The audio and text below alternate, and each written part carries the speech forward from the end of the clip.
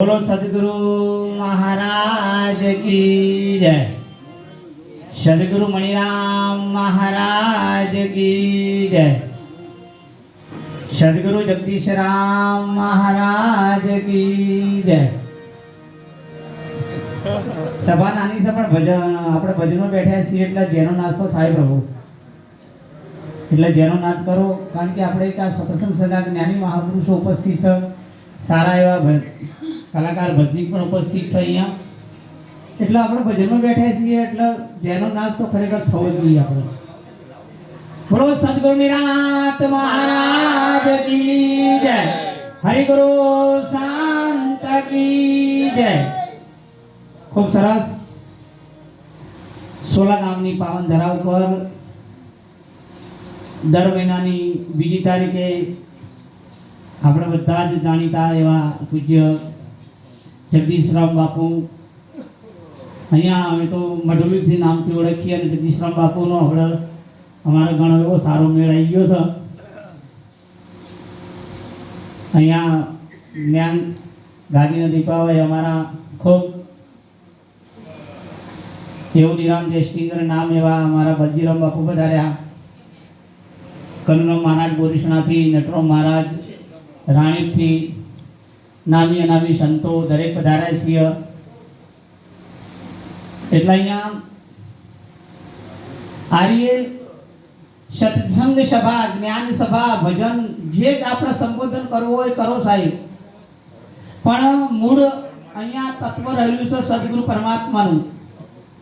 જે અહીંયા જે જ્ઞાની મહાપુરુષો પોતાનું ભજન દ્વારા સત્સંગ દ્વારા જે પણ રજૂ કરશે એમાં મૂળ તત્વ સદગુરુ પરમાત્માનું રહેલું છે અને એ સદગુરુ પરમાત્મા આપણા મનુષ્ય દેહથી ધારણ કરી શકાય। મનુષ્ય દેહથી આ સદગુરુ પરમાત્મા ધારણ કરી શકાય, પણ જેના ઘટમાં આ વાત ઉતરે એને, જેના ઘટની અંદર આ વાત ઉતરે એને ચાર જીવની ખાણી, ચાર જીવની ખાણી એમાં મનુષ્ય દેહ મોટામાં મોટું, એનામાં સમજણ, વિવેક, જ્ઞાન બધું જ। પૃથ્વી પર રહેતા પ્રાણી ઢોર, ડાકર, કૂતરા, બલાડા, બિતુવારી એ પૃથ્વી પર રહે। જળમાં રહેનારા પ્રાણી માછલી, મકરા બધા, અને આકાશમાં ઉડનારા પ્રાણી મોર, પોપટ, ચકલિયા બધા। પણ એમાં મનુષ્ય યોનિનો શ્રેષ્ઠમાં શ્રેષ્ઠ અને એની અંદર જો આપણે સદગુરુ શરણનો સ્વીકાર કરીને જેમ અમારા જગદીશરામ બાપુ મણિરામ બાપુના શરણે જઈને આ વાતને સમજ્યા, આ વાતને સમજ્યા એટલે અહીંયા જ્ઞાની મહાપુરુષો ઉપસ્થિત થઈ ભજન કરાવે છે સાહેબ। પણ જેનો મેર પડે છે સાહેબ એટલે લાખ લાખ વંદન છે જગદીશરામ બાપુનો, કારણ કે મળ્યું ધન પણ મોજના વાણી, મળ્યું ધન પણ મોજના વાણી, કો તો ક્રમની કઠાણી, કો તો બીજાનું ભાગ્ય વળ્યું સાહેબ। પણ અમારા સંતો તો એવું કહેતા હોય ને કે ભાઈ તમને આ મનુષ્ય અવતારની અંદર તમારું જે કઈ પ્રાપ્તિ જીવનમાં થાય અને સદગુરુના શરણે ગયા પછી તમારો એ જે 10મો ભાગ છે ને એ કઈ જ્ઞાની મહાપુરુષને બોલાય, કારણ કે આપણે સદગુરુના શરણે તનથી સેવા કરશું, મનથી ભજન કરશું અને પૈસા આવા વધશે તો આવા જ્ઞાની મહાપુરુષોને બોલાવીને ભજન કરાવીશું, કારણ કે ભજન તો થતા હશે એવું નથી, પણ આ જે સદગુરુની વાતને સમજીને આ જ્ઞાની મહાપુરુષોનો તેડાઈને જો ભજન કરાવો ને એ સાચું। બાકી આપણે કલાકારોને બોલાવીને તો ભજન કહીએ છીએ, બે ઘડી આનંદ બી કરાવો, આપણને આનંદ બી કરાવો, મોજ કરાવો, પણ આપણા જીવનની જે સાચી ખોજ છે, આ મનુષ્ય અવતારની જે સાચી ખોજ છે કે તમે ક્યાંથી આયા, ક્યાં જવાનું, અહીંયા રહીને તમારે શું કરવાનું છે, જો એ વાતનો જો મેળ પાડતા હોય ને તો આવા જ્ઞાની મહાપુરુષો, આવા જ્ઞાની મહાપુરુષો મેળ પાડે સાહેબ।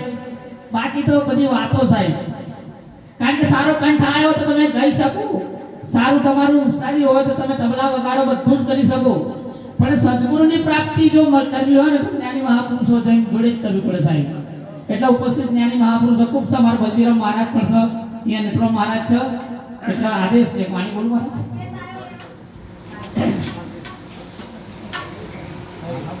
એ કે જો ધવ કે તમને હરે ધાન્ય છે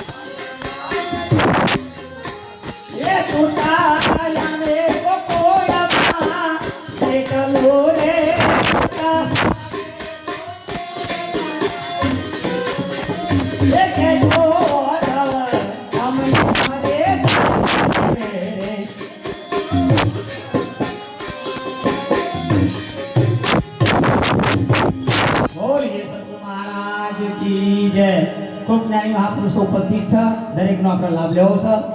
એટલે લાખ લાખ વંદન અમારા જગદીશરામ બાપુને અહીંયા અમને પણ આમંત્રણ આપ્યું. બોલો સદગુરુ મહારાજ કી જય.